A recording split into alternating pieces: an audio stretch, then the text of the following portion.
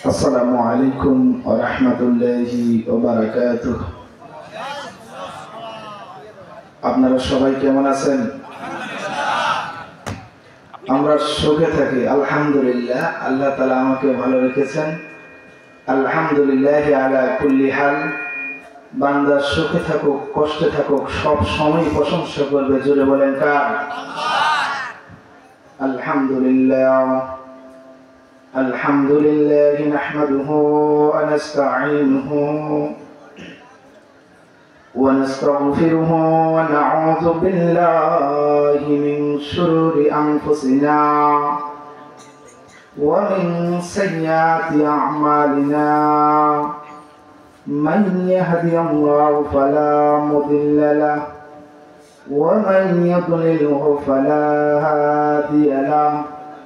ونشهد أن لا إله إلا الله وحده لا شريك له ونشهد أن سيدنا وسندنا وحبيبنا ومولانا محمدا عبده ورسوله الذي أرسل رسوله بالحق بشيرا ونذيرا وداعيا إلى الله تعالى بإذنه وسراجا منيرا. فقد قال الله تعالى في قرآن الحميد: أعوذ بالله من الشيطان الرجيم. بسم الله الرحمن الرحيم. وما أرسلناك إلا رحمة للعالمين. وقال الله تعالى: وإنك لعلى خلق عظيم. وقال الله تعالى: لقد كان لكم في رسول الله أسوة حسنة إلى آخر الآية. عن أنس رضي الله تعالى عنه قال: قال رسول الله صلى الله عليه وسلم: لا يؤمن أحدكم حتى أكون أحب إليه من والده وولده والناس أجمعين. رواه متفق عليه. وقال الله تعالى في شان حبيبه آمرا ومخبرا: إن الله وملائكته يصلون على النبي يا أيها الذين آمنوا صلوا عليه وسلموا تسليما. আমরা সকলে দুরূদ ইব্রাহিম পাঠ করি। اللهم صل على محمد وعلى آل محمد كما صليت على إبراهيم وعلى آل إبراهيم إنك حميد مجيد.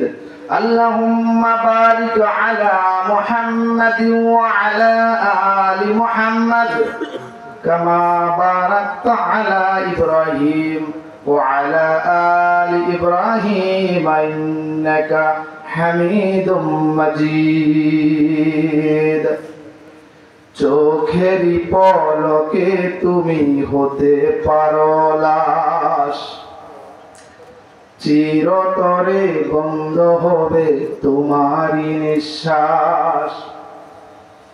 চোখেরই পলকে তুমি হতে পারো লাশ, চিরতরে বন্ধ হবে তোমারই নিঃশ্বাস। হবে এলাম তোমারই নাম মসজিদের মাইকে, হবে এলাম তোমারই নাম মসজিদের মাইকে।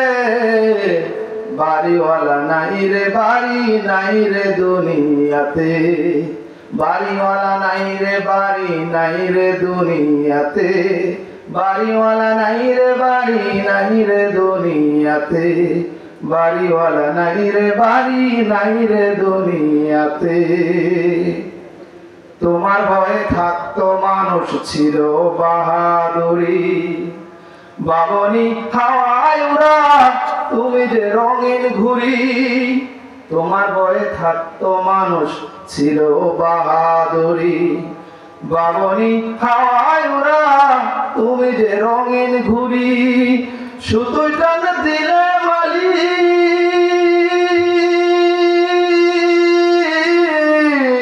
সুতোয় টান দিলে মালিক পারবে না থাকিতে।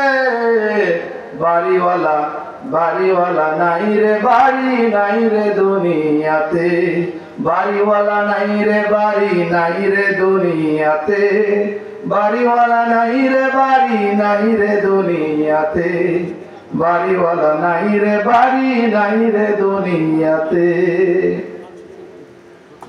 বাড়ি গাড়ি মিল ফ্যাক্টরি টাকার পাহাড়, বিলাসিতায় কেটেছে জনম কত নাই অহংকার।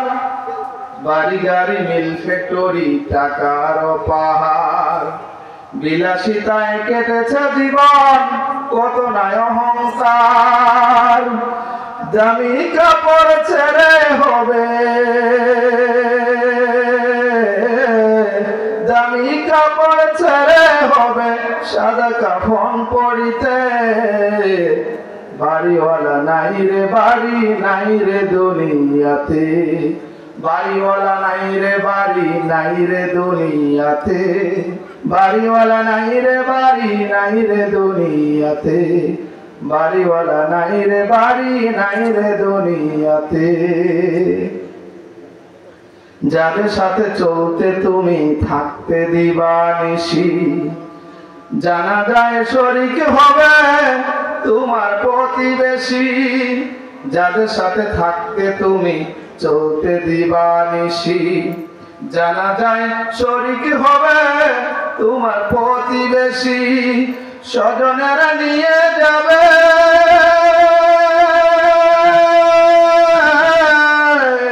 স্বজনেরা নিয়ে যাবে তোমাকে পালকিতে।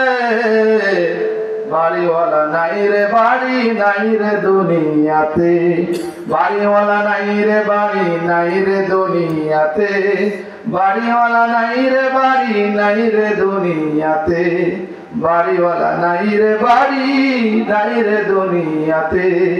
চোখেরই পলকে তুমি হতে পারো লাশ, চিরতরে বন্ধ হবে তোমারই নিঃশ্বাস। চোখেরই পলকে তুমি হতে পারো লাশ, চিরতরে বন্ধ হবে তোমারই নিঃশ্বাস।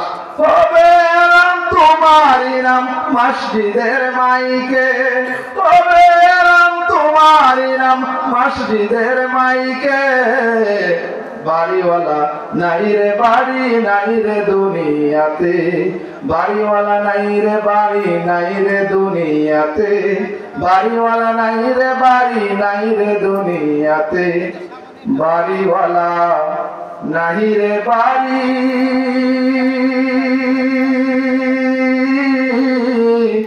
নাই রে দুনিয়াতে। এই পৃথিবীতে ধন সম্পদ টাকা পয়সা বাড়ি গাড়ি সবকিছু ছেড়ে একদিন প্রকৃতপক্ষে আমরা যারা আজকে বাড়ির মালিক তারাই এই পৃথিবীতে থাকবো না। কথা বলেন ঠিক কিনা?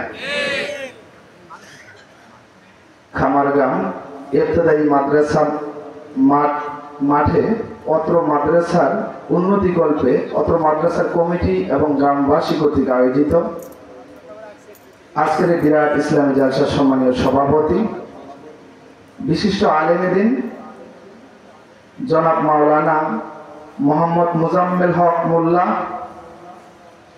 সুপারিনটেনডেন্ট অবসরপ্রাপ্ত গোয়ালকান্দি দাখিল মাদ্রাসা। আল্লাহ রাব্বুল আলামিন আজকের এই ইসলামী জালসার সভাপতি মহোদয়কে হায়াতে তৈয়বা এবং সিহাতে কুল্লিয়া দান করুন। আমরা সকলেই পড়ি আল্লাহুম্মা আমিন। আজকের এই জালসার প্রধান অতিথির পদ অলঙ্কিত করেছেন জনাব মোহাম্মদ আফতাব হোসেন, ওসি তদন্ত, কোতোয়ালি থানা, সিএমপি, চট্টগ্রাম। আল্লাহ রাব্বুল আলামিনের কাছে এই ফরিয়াদ জানাচ্ছি, আল্লাহ তাআলা যেন আজকের এই ইসলামী জালসার সম্মানীয় প্রধান অতিথি মহোদয়কেও হায়াতে তৈয়বা এবং সিহাতে কুল্লিয়া দান করেন। আমরা আরেকবার পড়ি আল্লাহুম্মা আমিন।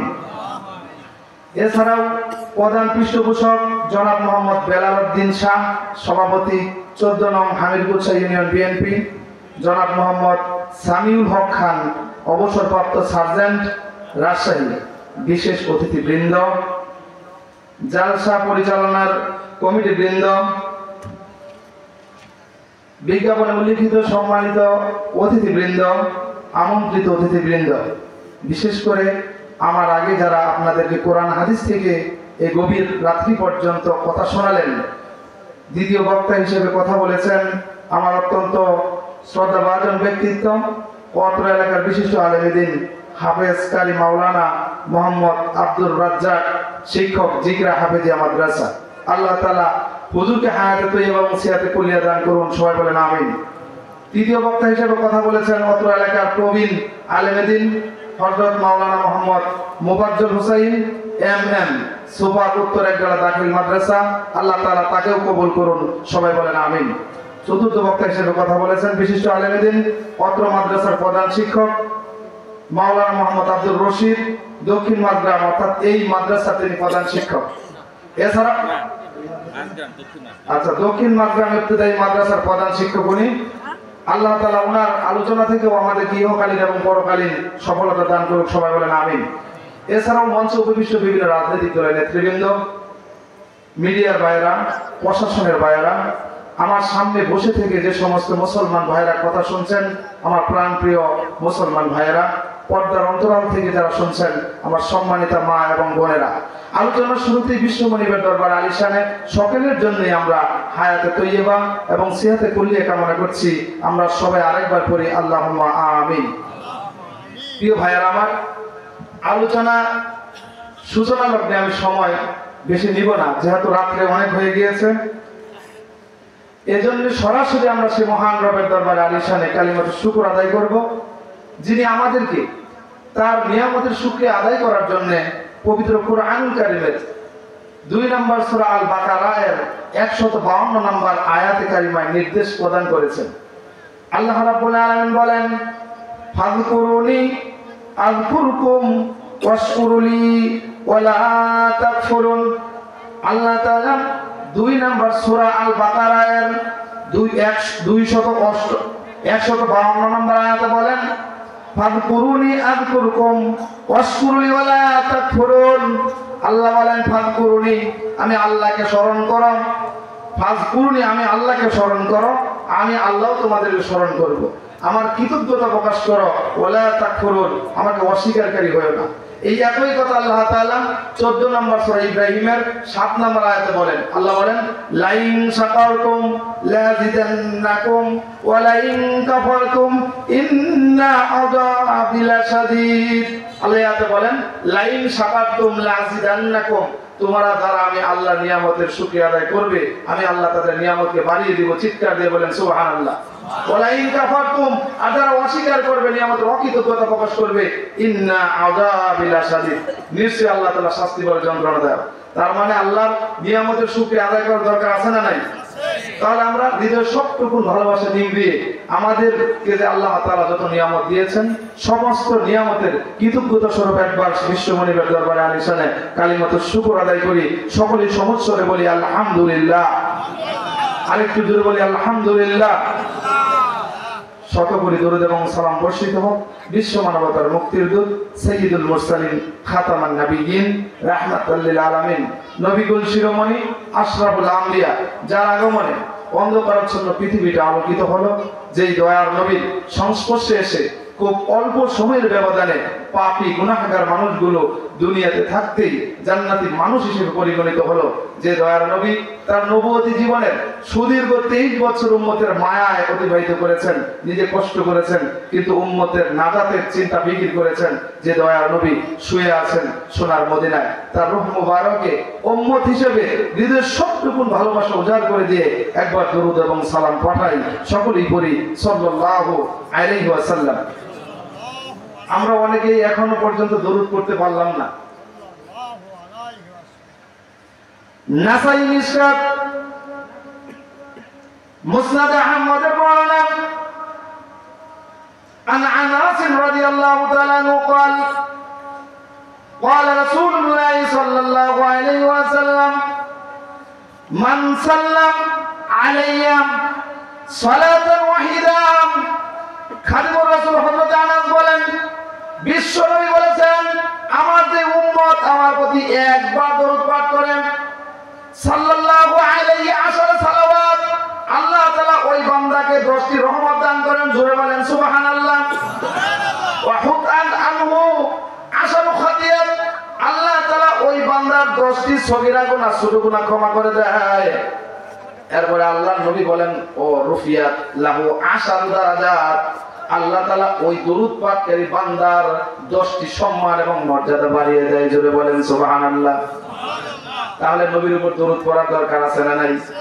আমরা আরেকটা বার বিশ্ব নবীর উপরে দরুদ এবং সালাম পাঠাবো, সকলেই পড়ি।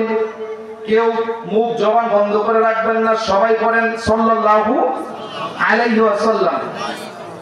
প্রাণপ্রিয় ভাইয়েরা আমার, আমি আপনাদের খেদমতে মহাগ্রন্থ পবিত্র কুরআনুল কারীম থেকে কয়েকটা সূরা থেকে কিছু আয়াতে কারিমা তেলাওয়াত করেছি। যেমন 21 নম্বর সূরা আল আম্বিয়া থেকে 107 নম্বর আয়াতে কারিমা তেলাওয়াত করেছি। আল্লাহ এখানে বলেছেন, ওয়ামা আরসালনাকা ইল্লা রাহমাতাল লিল আলামিন। এখানে আল্লাহ বলে, হে নবী, আপনাকে তো প্রেরণ করা হয়েছে শুধুমাত্র বিশ্ব জগতের মানুষের রহমত স্বরূপ। জুড়ে বলেন সুবহানাল্লাহ। এরপরে আরেকটা আয়াতে কারিমা তেলাওয়াত করেছি 68 নম্বর সূরা আল কলম থেকে। সে আয়াতের কমিক নাম্বার হলো 4 নম্বর আয়াত, অর্থাৎ সূরা কলমের 4 নম্বর আয়াত। আল্লাহ বলেন, ওয়া ইন্নাকা লাআলা খুলুকিন আযীম, হে নবী, নিশ্চয়ই আপনি সুমহান চরিত্রের অধিকারী। জুড়ে বলেন সুবহানাল্লাহ। আর একটা আয়াতে কারিমা তেলাওয়াত করেছি 33 নম্বর সূরা আল আহজাবের 21 নম্বর আয়াতের প্রথম অংশ। সেখানে আল্লাহ বলেন, লাকাদ কানা লাকুম ফি রাসূলিল্লাহি উসওয়াতুন হাসানাহ, নিশ্চয়ই রাসূলের আদর্শের ভিতরে তোমাদের জন্য রয়েছে উত্তম আদর্শ। জোরে বলেন সুবহানাল্লাহ। এবং বিশ্বনবী সাল্লাল্লাহু আলাইহি ওয়াসাল্লামের 10 লক্ষাধিক হাদিস থেকে বুখারী এবং মুসলিমের একখানা হাদিস আমি পাঠ করেছি। আল্লাহ তাআলা যদি তৌফিক দান করেন, এই আয়াতগুলোকে সামনে রেখে এবং হাদিসের উপর ভিত্তি করে আজকের সংক্ষিপ্ত সময়ে আমি বিশ্বনবী সাল্লাল্লাহু আলাইহি ওয়াসাল্লামের জীবনী থেকে কিছু গুরুত্বপূর্ণ কথা বলবো। ওয়ামা তাওফিকি ইল্লা বিল্লাহ। সকলেই বলেন আল্লাহুম্মা আমিন।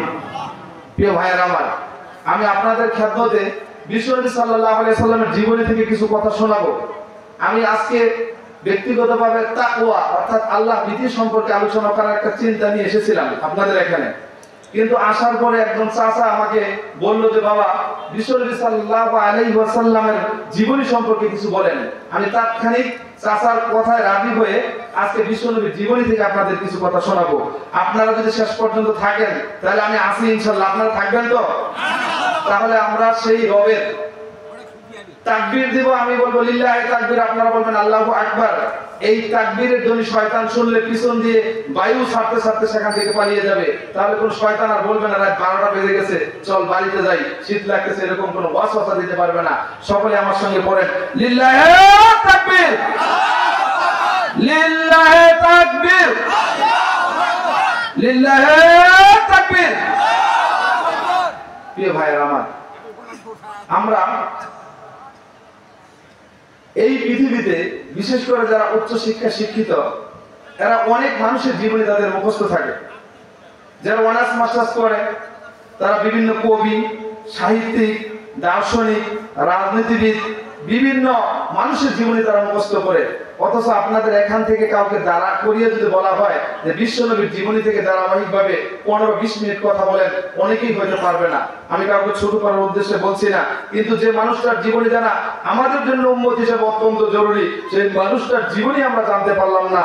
অথচ যাদের জীবনী পড়ে শুধুমাত্র আমরা সার্টিফিকেট অর্জন করি, যাদের জীবনী থেকে উল্লেখযোগ্য তেমন কোনো ফায়দা উপকারিতা মুসলমান হিসেবে আমাদের নাই, তাদের জীবনী আমরা মুখস্থ করি এবং সেটা মনে রাখি, লিখে পরীক্ষায় পাশ করি। কথা বলে ঠিক কিনা?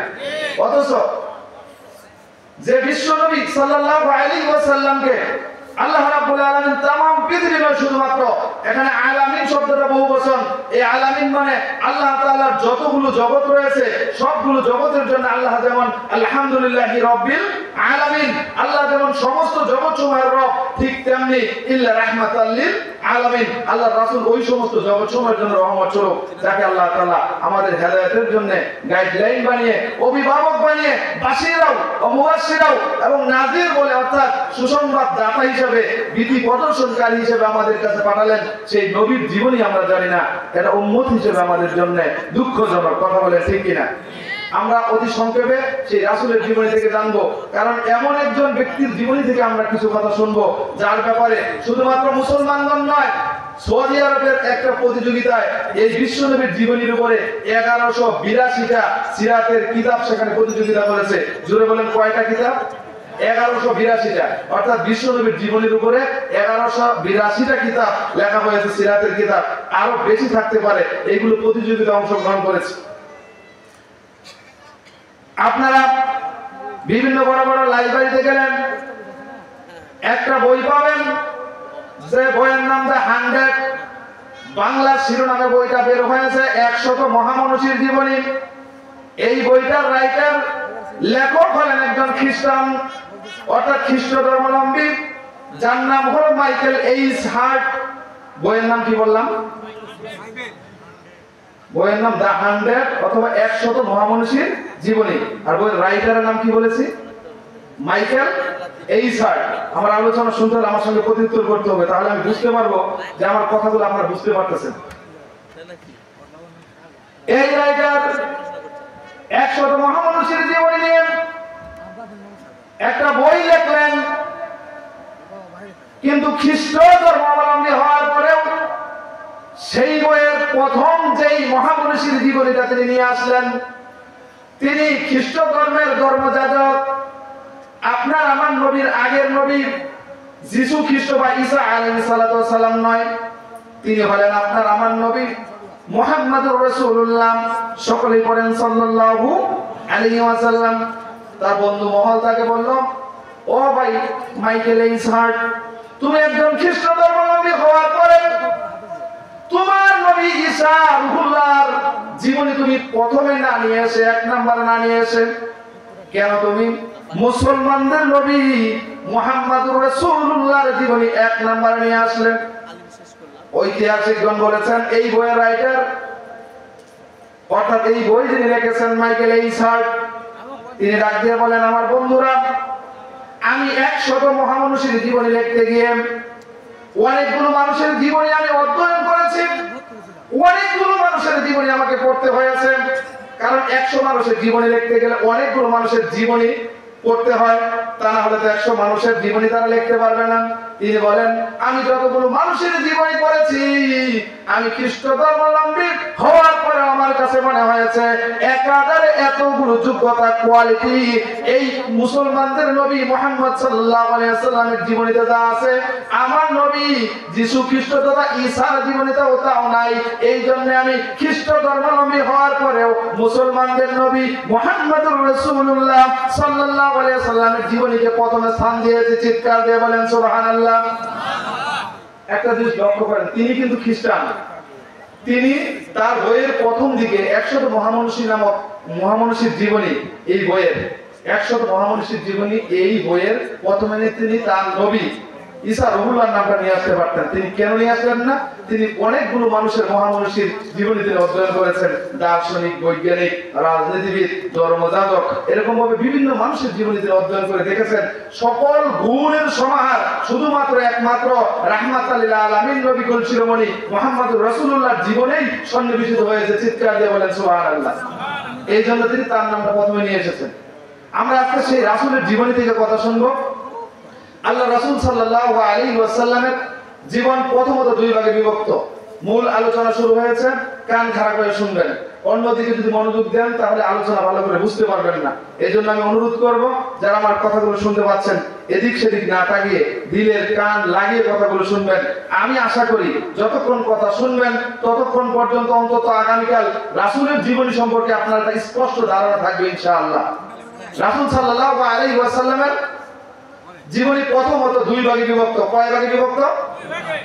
এক ভাগ হলো রাসূলের সাল্লাল্লাহু আলাইহি ওয়াসাল্লামের অর্থাৎ নবুয়ত পাওয়ার আগে 40 বছর, মতান্তরে 40 বছর 6 মাস। রাসূল সাল্লাল্লাহু আলাইহি ওয়াসাল্লাম নবুয়ত পেয়েছিলেন 40 বছর, মতান্তরে 40 বছর 6 মাসে। এটা হলো রাসূলের জীবনের প্রথম অংশ। অর্থাৎ তখন তিনি নবী হন নাই, কিন্তু আল্লাহর কাছে নবী হিসাবে তিনি লিপিবদ্ধ। তখনও তিনি নবী হিসাবে পৃথিবীতে আত্মপ্রকাশ করেন নাই। এটা হলো 40 বছর 6 মাস, মতান্তরে 40 বছর। আর আল্লাহ রাসূলের জীবনের পরবর্তী অংশ হলো আল্লাহ রাসূল যখন নবুয়ত প্রাপ্ত হয়েছেন, সেটা হলো মোট 23 বছর। জোরে বলেন কত বছর? রাসূল নবী হওয়ার আগে তার জীবন ছিল 40 বছর বা 40 বছর 6 মাস। নবী হওয়ার পরে তিনি জীবন পেয়েছিলেন হলো মোট 23 বছর। অর্থাৎ আগের 40 পরের 23, নবুয়তের আগের 40 নবুয়তের পরের 23, 40 আর 23 মোট 63 বছর। আপনার আমার নবী এই পৃথিবীতে জীবিত ছিলেন মোট 63 বছর, এটুকু মনে রাখেন।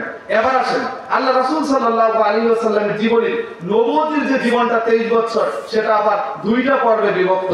একটা হলো মাক্কি জীবন, একটা হলো মাদানী জীবন।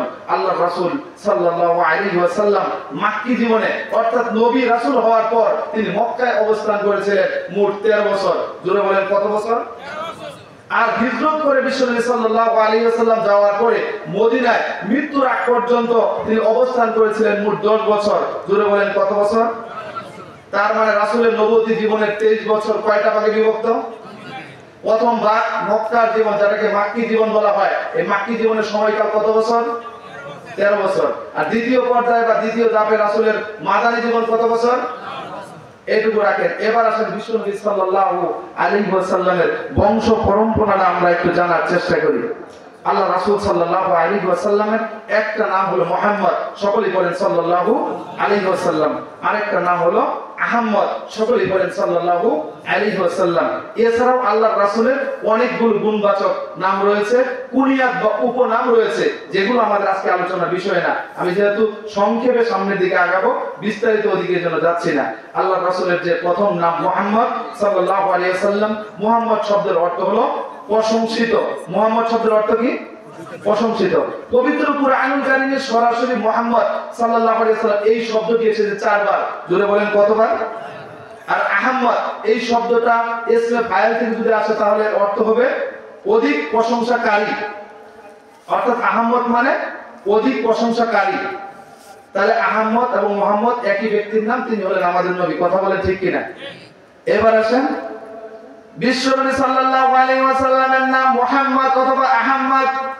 তার বাবার নাম আব্দুল্লাহ, তার বাবার নাম আব্দুল মুত্তালিব, আব্দুল মুত্তালিবের বাবার নাম হাশেম, হাশেমের বাবার নাম আব্দে মানাফ, আব্দে মানাফের বাবার নাম কুসাই, কুসাইয়ের বাবার নাম কিলাব, কিলাবের বাবার নাম মুররা, মুররার বাবার নাম কাব, কাবের বাবার নাম আদি, আদির বাবার নাম হলো লুই, লুইয়ের বাবার নাম হলো গালিব, গালিবের বাবার নাম হলো ফিহর, ফিহরের বাবার নাম আদনান, আদনানের বাবার নাম হযরত ইসমাঈল আলাইহিস সালাতু ওয়াস সালাম, আর ইসমাঈলের বাবার নাম হলো হযরত ইব্রাহিম আলাইহিস সালাতু ওয়াস সালাম। এটা হলো আল্লাহর রাসূলের বংশ পরম্পরা। অর্থাৎ ইব্রাহিম আলাইহিস সালাতু ওয়াস সালামের সন্তান ইসমাঈল, ইব্রাহিম নবীর আরেকটা সন্তান ছিল যার নাম হযরত ইসহাক আলাইহিস সালাতু ওয়াস সালাম। ইসহাক আলাইহিস সালাতু ওয়াস সালামের বংশ থেকে ইয়াকুব, এমনি ভাবে ইউসুফ আলাইহিস সালাম থেকে শুরু করে ওদিক দিয়ে অর্থাৎ ঈসা আলাইহিস সালাতু ওয়াস সালাম পর্যন্ত 1 লক্ষাধিক নবী প্রায় বিশ্বনবী সাল্লাল্লাহু আলাইহি ওয়াসাল্লামের আদি পিতা। অর্থাৎ বিশ্বনবী সাল্লাল্লাহু আলাইহি ওয়াসাল্লাম যে ইসমাঈলের বংশ থেকে এসেছে, ইসমাঈলের আরেকজন ভাই ছিল। ইব্রাহিম নবীর দুইটা ছেলে সন্তান ছিল, একজনের নাম ইসমাঈল আলাইহিস সালাতু ওয়াস সালাম, আরেকজনের নাম হলো হযরত ইসহাক আলাইহিস সালাতু ওয়াস সালাম। ইসহাক আলাইহিস সালাতু ওয়াস সালামের বংশধর থেকে অনেকগুলো নবী এসেছিল, বনি ইসরাইলের শেষ নবী ঈসা রুহুল্লাহ পর্যন্ত। অর্থাৎ ইব্রাহিম আলাইহিস সালামের আগে হাতে গোনা 7-8 জন, মতান্তরে 6 জন নবী বাদে বাকি সমস্ত নবী এবং রাসূল আল্লাহ তাআলা ইসহাকের বংশে প্রেরণ করেছিলেন। জোরে বলেন সুবহানাল্লাহ। আর হযরত ইসমাঈল আলাইহিস সালামের বংশধর থেকে যে বংশ পরম্পরা বললাম, অর্থাৎ হযরত ইব্রাহিম আলাইহিস সালামের সন্তানের নাম হযরত ইসমাঈল, ইসমাঈল আলাইহিস সালামের সন্তানের নাম আদনান, আদনানের সন্তানের নাম ফিহর, ফিহরের সন্তানের নাম হলো গালেব, গালেবের সন্তানের নাম লুই, লুইর সন্তানের নাম আদি, আদির সন্তানের নাম কাব, কাবের সন্তানের নাম মুররা, মুররার সন্তানের নাম কিলাব, কিলাবের সন্তানের নাম কুসাই, কুসাইয়ের সন্তানের নাম আব্দুল মানাফ বা আব্দুল মানাফ, আর আব্দুল মানাফের সন্তানের নাম হাসেম, হাসেমের সন্তানের নাম আব্দুল মুত্তালিব, আব্দুল মুত্তালিবের সন্তানের নাম আব্দুল্লাহ, আব্দুল্লাহর সন্তানের নাম মুহাম্মদ অথবা আহমদ সাল্লাল্লাহু আলাইহি ওয়াসাল্লাম। প্রিয় ভাইয়েরা আমার, আল্লাহ রাসূল সাল্লাল্লাহু আলাইহি ওয়াসাল্লামের পূর্বপুরুষ ইব্রাহিম আলাইহিস সালাম থেকে শুরু করে একবারে হযরত আদম আলাইহিস সালাম পর্যন্ত ঠিক আছে, আরো লম্বা তার জীবনীতে আপনার বংশ পরম্পরা এসেছে। আমি সংক্ষেপ সামনের দিকে যাব, তার মানে আমরা বুঝতে পারলাম আমাদের নবীর গোড়া ইব্রাহিম পর্যন্ত থেকেছে। কথা বলেন ঠিক কিনা? তিনি ইসমাঈলের বংশ পরম্পরায় এই পৃথিবীতে এসেছেন। এবার আসেন বিশ্বনবী সাল্লাল্লাহু আলাইহি ওয়াসাল্লাম যেই সময় এই পৃথিবীতে আগমন করেছেন সেই সময় আরব বিশ্বের কি অবস্থা ছিল সেটা আমাদের জানা দরকার। কারণ ঐতিহাসিকগণ ইতিহাসের কিতাব যারা লিখেছেন তারা বলেছেন ওই যুগটাকে, অন্ধকারাচ্ছন্ন সেই যুগটাকে আরবিতে বলা হয় আইয়ামে জাহিলিয়া। আরবিতে কি বলা হয়? আইয়ামে জাহিলিয়া। ইংরেজিতে বলা হয় দা এজ অফ ইগনোরেন্স, অর্থাৎ অজ্ঞতা বা অন্ধকার যুগ। বাংলাতে বলা হয় অন্ধকার যুগ। প্রিয় ভাইয়েরা আমার, ওই যুগটা বিশ্বনবী পৃথিবীতে আগমনের প্রাক্কালে ওই যুগটাকে কেন অন্ধকার যুগ বলা হয়? কারণ ওই সময়কার সামাজিক অবস্থার দিকে যদি আমরা লক্ষ্য করি, সামাজিক অবস্থার ন্যূনতম তাদের ভিতরে কোনো কার্যসূচি ছিল না, তারা মানুষকে মানুষই মনে করতো না। ওই সমাজে বিশ্বনবীর আগমনের সময় সৌদি আরব বলেন, আরব কান্ট্রিতে যে একটা সামাজিক অবস্থা ছিল সেটা আমি আপনাদের বোঝাচ্ছি। বিশ্বনবী সাল্লাল্লাহু আলাইহি ওয়াসাল্লাম যখন আগমন করবেন ওই সময়কার আরবের সামাজিক অবস্থা এমন ছিল, নারীদেরকে তারা সামাজিক কোনো সম্মান বা মর্যাদা দিত না। যে নারী সন্তান যদি কারো গর্ভে আসতো, অর্থাৎ পৃথিবীতে ভূমিষ্ঠ হতো, বাবা এবং মা মিলে সেই নারী সন্তানটাকে জীবন্ত পুঁতে ফেলতো। জোরে বলেন নাউযুবিল্লাহ। কেন পুঁতে ফেলতো এটা জানেন? তার কারণ হলো ওই সমাজের সামাজিক অবস্থা এত অবক্ষয় হয়েছিল যে বাবার সামনে থেকে যুবতী মেয়েকে ধরে নিয়ে গিয়ে তারা দর্শন করতো। জোরে বলে নাউযুবিল্লাহ মিন যালিক।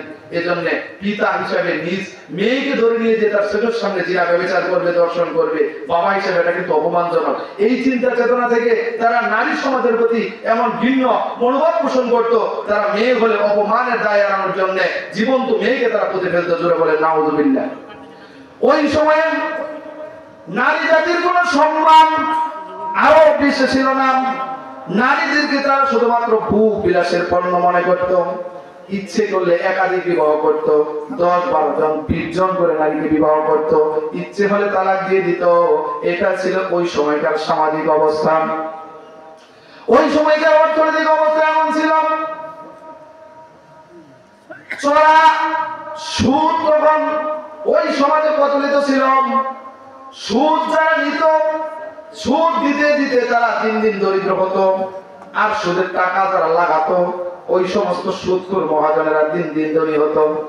এই সুদ নেওয়ার জন্য ওই সমস্ত নিম্ন শ্রেণীর মানুষগুলোকে তারা জিম্মি করত, তাদের আপনার পশুগুলো নিয়ে চলে যেত, এমনকি তাদের বাড়িঘর পর্যন্ত তারা নিয়ে চলে যেত। বর্তমানে আমাদের দেশে সুদ আছে না নাই? আল্লাহ সুদ থেকে আমাদের হেফাজত করুন, সবাই বলেন আমিন। ওই সময়কার রাজনৈতিক অবস্থা এমন ছিল, ঐতিহাসিকগণ বলেন বিশ্বনবী যখন পৃথিবীতে তাশরীফ আনবেন ওই সময়ে আরব বিশ্বের রাজনৈতিক অবস্থা এমন করুণ অবস্থা ছিল। ব্লাড ফর ব্লাড, অর্থাৎ খুন কা বদলা খুন, ব্লাড ফর ব্লাড, খুন কা বদলা খুন, খুনের বিনিময়ে তারা খুন করে ক্ষমতায় থাকতো। মাইট ইসরায়েল, জোরদার মুলুকদার, এই রীতিতে তখন আরব কান্ট্রি পরিচালিত হতো। আমাদের দেশে যেমন বর্তমানে রাষ্ট্রীয় কাঠামো বলেন অথবা ইউনিয়ন পরিষদের কাঠামো বলেন, মেম্বার আছে, চেয়ারম্যান আছে, উপজেলার চেয়ারম্যান আছে, এমপি আছে, মন্ত্রী, প্রতিমন্ত্রী, উপমন্ত্রী আছে, প্রধানমন্ত্রী আছে, রাষ্ট্রপতি আছে। তদানীন্তন সময়ে তখনও কিন্তু রাষ্ট্র পরিচালনার জন্য এমন রাজনীতিবিদ ছিল, কথা বলেন ঠিক কিনা? ওই রাজনীতিবিদরা মানুষকে খুন করে ক্ষমতায় থাকার একটা অপচেষ্টা করত। ওই রাজনীতিবিদরা মানুষকে মানুষই মনে করতো না, পুত্রভিত্তিক তারা সেই সময় আরব বিশ্বকে শাসন করত। ওই সময় রাজনৈতিক অবস্থা ছিল অত্যন্ত নোংরা। এবার আসেন ধর্মীয় অবস্থা। বিশ্ব নবী যখন পৃথিবীতে আসবেন এমন সময় আরব বিশ্বের ধর্মীয় অবস্থা ছিল এমন, গোটা আরব জাতি মূর্তি পূজায় জড়িত ছিল। 360টা দেবদেবী তারা কাবা ঘরের ভিতরে রেখে মূর্তি পূজা করত। কেউ মাছের পূজা, কেউ বা গাছের পূজা, কেউ বা চন্দ্র সূর্যের পূজা, কেউ বা মাছের পূজা, যে যেমনি পারত। একটু চিন্তা করেন, 360টা দেবদেবীর মূর্তি পূজা যদি করত তাহলে তাদের ধর্মীয় চিন্তা চেতনা কত নিকৃষ্ট ছিল, কথা বলেন ঠিক কিনা? প্রিয় ভাইরা আমার, ওই সময় মানুষগুলো এক আল্লাহ তাআলাকে বিশ্বাস করত না, বা মৌখিকভাবে বিশ্বাস করলাম তার তাওহীদের উপরে, এবং তার আগে যে সমস্ত নবী রাসূলগণ গত হয়ে গেছেন ওই নবী রাসূলদের আদর্শ তারা মানত না। ইতিহাসের ভিতরে পাওয়া যায় ওই সময় কিছু সংখ্যক লোক ছিল যারা শিরক করত না, যারা ইব্রাহিম আলাইহিস সালামের রেখে যাওয়া দিনে হানিফের অন্তর্গত ছিল। এই সমস্ত ব্যক্তিদেরকে আরবিতে হুনাফা বলা হয়। তারা ওই সময়ে মূর্তি পূজা করত না, এক গ্লাস মদ কখনো পান করে নাই। এই ব্যক্তিবর্গের ভিতরে একজন ছিল হযরতে খাদিজা, একজন ছিল হযরতে আবু বকর। তারা ওই জাহিলিয়াতের যুগে